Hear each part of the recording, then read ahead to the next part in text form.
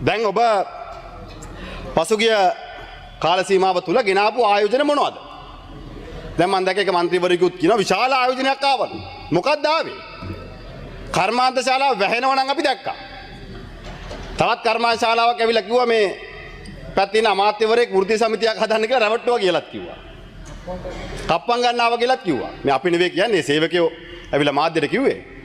කම්කරමුතුමත් ඉන්නවා. ඔබතුමා මට පස්සේ කතා කරන්න උත්තර දෙන්න පුළුවන්. ඇවිල්ලා කියනවා. හැබැයි දැන් මේ ආණ්ඩුව බලයට ආවට පස්සේ අද වෙනකල් ලංකාවට ආපු ඍජු ආයෝජන මොකද්ද? දැන් ඔබතුමාලාගේ අමාත්‍යවරයෙක් නම් පහුගිය කාලේ කිව්වා මේ අයිස් ෆැක්ටරියක් ආවා කියලා. මත්ද්‍රව්‍ය හදන ෆැක්ටරියක්. ආයෝජකයෙක් කියලා ගෙනල්ලා තියෙන එච්චරයි මට පේන විදියට. පහුගිය කාල සීමාව තුල. දැන් ඔබතුමාලා හොවා දක්වන්න හදනවා මේ සමස්ත සංවිධානාත්මක අපරාධ ජාලය ක්‍රියාත්මක කරන්නේ අපි කියලා. ඒක තමයි ඔබතුමාලාගේ ඊළඟ කැම්පේන් එක. මේ සතිය අයිස් සතිය. නේ? ඩොලමයිට් මොකද්ද මන් දැන් අහුවෙච්ච එක. අයිස් සතිය. රනිල් වික්‍රමසිංහ ජනාධිපතිවරයාගේ කාල සීමාව තුල පහුගිය කාලේ රනිල් වික්‍රමසිංහ මහත්තයාගේ සතිය. දැන් ඉවරලා අවිලා තියෙනවා අයිස් සතියට. අයිස් ගහන අය නම් ආණ්ඩුවේ ඉන්න බව පේනවා. මං කිව්වේ මේ ඒ බොන අයිස් නෙවෙයි. අයිස් අර අපි ඉස්කෝලේ යන කාලේ විහිළුවට කියන අයිස්. ගහන අය ඉන්න බව නම් පේනවා. දැන් ඔබතුමාලා ඒක තනිකර දේශපාලනික පරීක්ෂණයක් බවට පත් කරන්න උත්සාහ කරනවා.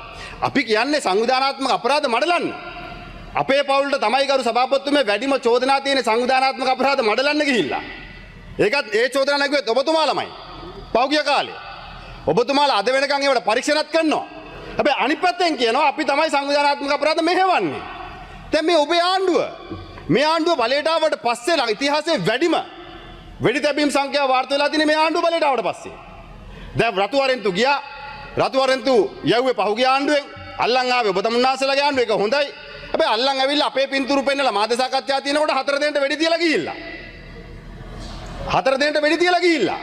ඒතකොට ඒව අල්ලන්න මෙහෙ පොලිසියට හැකියාවක් නැද්ද? ජාත්‍යන්තර පොලිසියට විතරද අල්ලන්න පුළුවන්? හැබැයි අනිත් පැත්තෙන් ගරු සභාපතිතුමනි.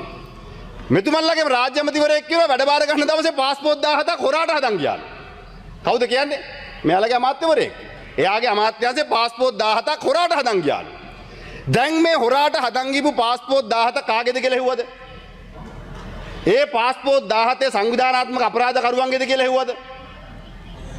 පහුගිය කාලේ සංවිධානාත්මක අපරාධකරුවෝ පිටරට ඉඳන් ලංකාවේ පාස්පෝර්ට් එක්ස්ටෙන්ඩ් කරා කියලා කිව්වා. අලුත් කරා කිව්වා. ඒ අලුත් කරේ ඒ පාස්පෝර්ට් 17ද කියලා ඔබ තමුන්නාසලා හොයලා බැලුවද නිකමට? නෑ. ඔබ තමුන්නාසලා හොයලා බැලුවේ නෑ. දැන් මේ කන්ටේනර් දෙකක් ගැන කියනවා. කොක්කු දෙන්නෙක් කන්ටේනරේ උස්සන් ගිහලා මිද්දෙනියට දැම්මේ නෑනේ. නේ? කොක්කු දෙන්නෙක් ඇවිල්ලා කන්ටේනරේ උස්සන් ගිහලා මිද්දෙනියට දැම්මද? නෑ. මේ කන්ටේනර් වරායෙන් ආවේ. වරායෙන් එනකොට පෝට් කන්ට්‍රෝල් යුනිට් එකෙන් මේක නවත්තනවා. මේ කන්ටේනර් නවත්තලා මේවා චෙක් කරනවා. ඒ වගේම තමයි විදේශ බුද්ධ්‍යංශ වලින් වාර්තා ලැබුණා කියලා පුවත්පත්වල සඳහන් වෙනවා. මේ වෙන කාගේවත් ඒවා නෙවෙයි ගරු සභාපතිතුමනි මේ ආණ්ඩුවේ පත්තරේ දිනමින පත්තරේ. මේක මම සභාගත කරනවා. දිනමින පත්තරේ ලිපියක් සඳහන් වෙනවා. ඒකේ පැහැදිලිවම කියනවා මේ බුද්ධි ඒජන්සිය ඉන්දියාවේ කේන්ද්‍ර කරගෙන ක්‍රියාත්මක වන එකක් බවත් මීට පෙරද එම බුද්ධ්‍යංශයේ විසින් සාර්ථක තොරතුරු මෙරටට දී ඇති බවත් පොලිස් තොරතුරු අනාවරණය කළේ. මේ ආණ්ඩුවේ පත්තරේ කියන්නේ ගරු සභාපතිතුමනි. මේ තොරතුරු එම බුද්ධි ඒජන්සිය විසින් දී ඇතැයි පැවසෙන්නේ ඉක්ුත් වසරේ අගභාගයේ අග හෝ මේ වසරේ මුලදීය. ඒ වන විටත් එම කන්ටේනර් දෙක වරායේ නිදහස් කර තිබී නැත. මේ ගැන පොලිස් නිලධාරීන් වහාම ක්‍රියාත්මක වී පොලිස් මද්ද්‍රව්‍ය කාර්යාංශයේද සහාය ඇතිව රේගු භාරයේ තිබූ එම කන්ටේනර් දැඩි පරීක්ෂාවට ලක් කර ඇති බව පොලිස් තොරතුරු සඳහන් කළේ. දැන් පරීක්ෂණෙත් කළා. මේ පත්තරේ කියන්නේ මේ අපි කියන එකක් නෙවෙයි. හැබැයි පරීක්ෂණෙත් කළා කරු සභාපතිතුමා මේ කන්ටේනර් ගෙදරට ගිහිල්ලා. දැන් කොහොමද ගියේ? දැන් ඒකත් රාජපක්ෂලාද? එහෙම නැති වැඩක් නැහැ නේ ආණ්ඩුවේ. මේ කියන විදිහට මුළු වරායත් කන්ට්‍රෝල් කරන්නේ රාජපක්ෂලා නම්, කස්ටම් එක කන්ට්‍රෝල් කරන්නේ රාජපක්ෂලා නම්, පොලිසිය කන්ට්‍රෝල් කරන්නේ රාජපක්ෂලා නම්, සංවිධානාත්මක අපරාධකරුවෝ කන්ට්‍රෝල් කරන්නේ රාජපක්ෂලා නම්, ඉතින් ඔබ තමුන්නාසලාගේ ආණ්ඩුව වැඩක් තියනවද? වැඩක් තියනවද? ඉතින් ඔබ පැහැදිලිවම මේ වරායෙන් කන්ටේනර් පැන්නුවා.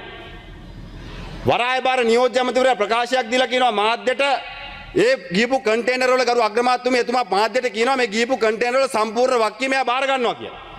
මාධ්‍යවේදී අහනවා ගේට්ටුවට උපදෙස් දුන්නා කියලා කියනවා. මාධ්‍යවේදී අහනවා මේවයි මද්ද්‍රව්‍ය තිබ්බොත් මොකද වෙන්නේ කියලා. ඒ අමාත්‍යවරයා කියනවා අපි මේකේ වක්කීම බාර ගන්නවා. දැන කන්ටේනර් ටික එළියට දැම්මේ. දැන. ගීපු දැන් දන්නවා කියලා කිව්වා. දිගින් දිගටම මේ කාරණේ සිද්ධ වුණා. අර කන්ටේනර් 300 ගාන පමණක් නෙවෙයි. ඊට පෙරත් සිද්ධ වුණා. ජාත්‍යන්තර බුද්ධි ඒකක වලින් දැනුම් දීලා තියෙද්දිත් පොලිසිය ක්‍රියාත්මක වුණේ නැහැ. මේක අල්ලන්න. ඒ විතරක් නෙවෙයි අගෝස්තු මාසෙත් බුද්ධ්‍යාංශ දැනුවත් දීලා තියෙනවා.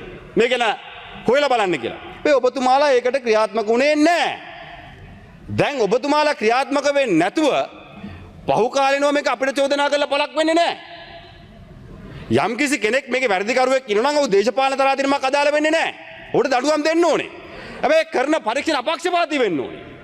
සාධාරණ වෙන්න ඕනේ. වගේම ගරු සභාපතිතුමිය ආණ්ඩුවේ ඩීල් එක අපේ ඇඟේ ගහන්න ලෑස්ති වෙන්න නැත් එපා. කන්ටේනර් පැන්නුවේ ආණ්ඩුවෙන්. වරායන් කන්ටේනර් එළියට දැම්මේ ආණ්ඩුවේ ඇමතිවරු. මේ අපි නෙවෙයි කිය අයිච් එක ගහන්න එපා. ඔයාලම තමයි කියන්නේ. මොකද මම ඇවිල්ලා කිව්වයි ඒක. ඔයාලගේ ඇමතිවරයා කිව්වේ පැන්නුවා කියලා. අපි කියපු එකක් නෙවෙයි ජනාධිපතිතුමත් ඇවිල්ලා මේ පාර්ලිමේන්තුවේ කිව්වා වැරද්දක් වෙලා තියෙනවා කියලා. ආණ්ඩුවෙන් කන්ටේනර් ටික පන්නලා දැන් මෙතන හැක්කයක් ගන්නවා. ඉතින් මොනව කරන්නද? ඊට පස්සේ රාජපක්ෂට බැල්ල වැඩක් වෙන්නේ නැහැ. ඊට පස්සේ අපිට ඇඟිල්ල දික් කළ වැඩක් වෙන්නේ නැහැ. තේන්ද ගරු සභාපතිතුමිය පැහැදිලිවම මේ ආණ්ඩුව මේ කාරණේ යට ගහන්න සැලසුම් සහගතව ක්‍රියාත්මක වෙනවා.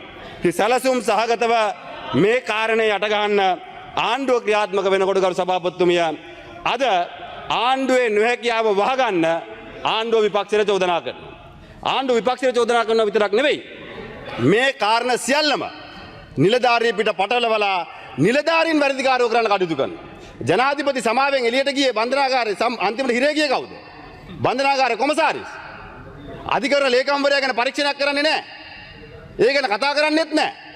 හැබැයි මේකෙත් මොකද අන්තිමට වෙන්නේ?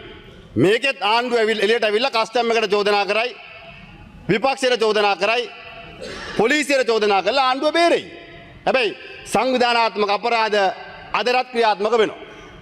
ඔවුන් අදරත් ඔවුන්ගේ වෙඩි තැබීම මිනීමැරීම මේ රටේ ක්‍රියාත්මක වෙනවා. කන්ටේනර් ඇවිල්ලා තියෙන්නේ ජනවාරි මාසේ. අල්ලගන්නේ සැප්තැම්බර් මාසේ. මාස 9ක් යනකම් හරි පාපිසි කෑලි එක්ක කයිවාරු ගන්න පුළුවන් සුම්බුන් එකතු කරලා ආණ්ඩුවක් හැදුවම ඕක වෙනවා. ලෝක කවුද කියලා පෙන්නන්නම් වෙලාවට ඉවසන් ඉන්න.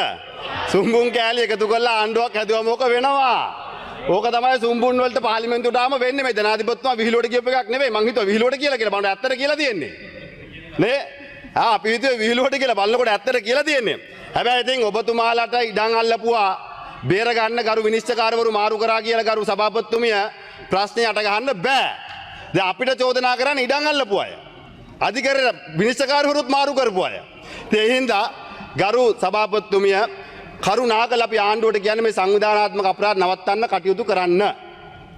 දේශපාලන පක්ෂ ભેදකේ ඔව් ඔබතුමාලා මට කෑ ගැහුවට ගරු සභාපතිතුමී මීට අවුරුදු 20කට කලින් Facebook තිබ්බනම් මේ එක්කෙනෙක් එක්කවත් පින්තූරයක් දාන්න හම්බෙන්නේ නැහැ. මොකද මේ ඔක්කොම සංවිධානාත්මක අපරාධ කරුවෝ. අගමැතිතුමිය ගැන නේ මම මේ කියන්නේ අනිත් අය ගැන. වෙලාවට ඒ කාලේ Facebook තිබ්බ නැහැ. නැද්ද? තිබ්බනම් ඔයාලත් දෙක පින්තූරයක් නෙවෙයි. පාරේ බහලා යන්න බැරි වෙනවා. නැද්ද? අපේ ගමේ මන්ත්‍රීතුමා අද ඇමතිකමක් දීලත් නැහැ වාඩි කරලා තියෙනවා. කමක් නැහැ. පරණම අපේ ජ්‍යෙෂ්ඨම දේශපාලඥයා දන්නවනේද අපේ තාත්තා ගැන මට වඩා ඔයා ගමේනේ අපේ ගෙවල් ගාවනේ. ඉතින් මොකක්ද තව කතා කරන්නේ නැද්ද දිලිප් මන්ත්‍රීතුමා? නාති වෙනවා ඔබතුමාගේ. ආයේ තව මොකක්ද කතා කරන්නේ? ඉතින් ගරු කතානායකතුමේ මේ ඇයට පාපිසි වගේ කෑ ගහන්න පුළුවන්. පාපිසි වගේ කියවන්න අනේ ඔබතුමා අපි ඉතින් මම ඔබතුමාට ගරු කරනවානේ. ඔබතුමා ජ්‍යෙෂ්ඨ අමාත්‍යවරයෙක් මන්ත්‍රීවරයෙක් නේ. අපි ඉතින් ඒකයි ගරුත් තියනවා ගමේනේ. ගරු කතානායක සභාපතිතුමිය මේ ආණ්ඩුවට වෙලා තියෙන්නේ තමන්ගේ නොහැකියාව වහගන්න කොහේ හරි පැත්තකට චෝදනාව හරවනවා. කොහේ හරි පැත්තකට තමන්ගේ නොහැකියාව වහගන්න ඇඟිල්ල දික් කරනවා. ආයෝජකයෝ ගේන ඔබතුමාලා කටයුතු කරන ආයෝජකයන්ට හොරා කිව්වේ ඔබතුමාලානේ. දැන් අද ඔබතුමාලා එකට හොරා කියන්නේ නැතුව ගේන්න. අනේ අර එක්කම අර ඩුබායි මැරියට් හෝටලෙත් අයිතිකාරය ගැන කියන්නේ නැත්නම් ඒ මිනිස්සයා පව ඇත්ත අයිතිකාරයා පව. මොකද ඔබතුමාලා තමයි එකට ලොකු කතාවක් හැදුවේ ඒ කාලේ ගිහිල්ලා මේ රාජපක්ෂලාගේ හෝටලයක් දැන් මේ ගිවිසුම අත්සන් කරාම ඉල්ල ගන්න පුළුවන් නේ. අර අපේ account එහෙම තියෙනවා නම් ඒවත් ගෙනල්ලා මේ මිරටේ දෙන්න අර උගන්ඩාවේ සල්ලි අපි පස්සේ කතා කරමු වෙලාව ආවම. හැබැයි ගරු සභාපතිතුමිය අපි ආණ්ඩුවටත් කියන්නේ කරුණාකරලා මේ සංවිධානාත්මක අපරාධ නවත්තන්න. ඒ සංවිධානාත්මක අපරාධ නවත්තන්න ඔබතුමාලා සත්භාවයෙන් කටයුතු කරන්න. ඔබතුමාලා මේක පිටිපස්සේ ඉන්න අය වහගන්න ගිහිල්ලා අපේ ඇඟට ඇඟිල්ල දික් කරලා තව විනාඩි දෙකක් කාලයක් තිබෙනවා. බොහොම ස්තුතියි සභාපතිතුමනි. ඔබතුමාලා මේක අපේ ඇඟට ඇඟිල්ල දික් කරලා ගිහිල්ලා අන්තිමට අර රොකට් එක පැලවත්තට වැටෙනවා වගේ හෙට අනිද්දා වෙනකොට අයිස් කන්ටේනරෙත් පැලවත්ත උඩට වැටෙයි. ඒක වෙනවා. මොකද ඔබතුමාලා මේක යට ගහන්න උත්සාහ කරන්න වෙන්නේ මොකද්ද? මේක ඔබතුමාලාගේ පැත්තට හැරෙනවා. ඒ හින්දා මේක පිටිපස්සින දේශපාලඥයෝ නෙවෙයි. ඕන කෙනෙක් පත්තරන් කොට ගන්න. අපි පැහැදිලිව වගකීමකින් කියන්නේ අපිට හංගන්න දෙයක් නැහැ ගරු සභාපතිතුමනි.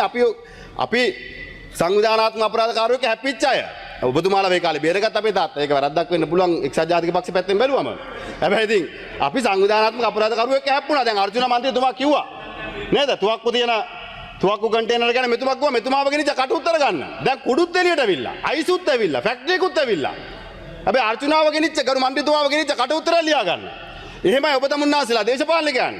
ඒ හින්දා ගරු සභාපතිතුමිය මේ ගැන හොයන්න අපක්ෂපාතී පරීක්ෂණයක් කරන්න පාර්ලිමේන්තුවේ පිටත පින්තූරු පෙන්නලා දඟලපු අයටත් අපි නීතිය ක්‍රියාත්මක කරනවා. ඒවටත් කරුණාකරලා ඔබ තමුන්නාසලා ඇඟිලි ගහන්න නැතුව නීතිය ක්‍රියාත්මක කරන්න ඉඩ දෙන්න. මොකද අපි දන්නවා ඔබ තමුන්නාසලාගේ හැසිරීම රටාව පහුගිය කාලේ අපි දැක්කා. ඒ ඔබතුමාලා හිතනවා නම් මර්ධනය කළ විපක්ෂයේ ගමන නවත්තන්න පුළුවන් කියලා. ඒක නම් ලේසි වෙන්නේ නැහැ. අර මම දැක්කයි කැමතිවරයෙක් කියනවා මගේ පින්තූරේ zoom කරලා බලන්න කියලා. එතුමා රැට ගරු සභාපතිතුමිය මගේ පින්තූරේ zoom කර බලනවා. ඉතින් මම නේ zoom කර UMP කෙනෙක්ගෙන් බැලුවා නම් මම කලබල වෙනවා. JP කෙනෙක් බලපින්ද මම කලබල වෙන්නේ නැහැ. හැබැයි ඉතින් ගරු සභාපතිතුමිය zoom කර මගේ පින්තූරේ බලන ගමන් මම ඇමතිවරයාට කියනවා ගොවි මහත්තයා දිහා zoom කර බලන්න. විනාඩි තප්පර 30යි.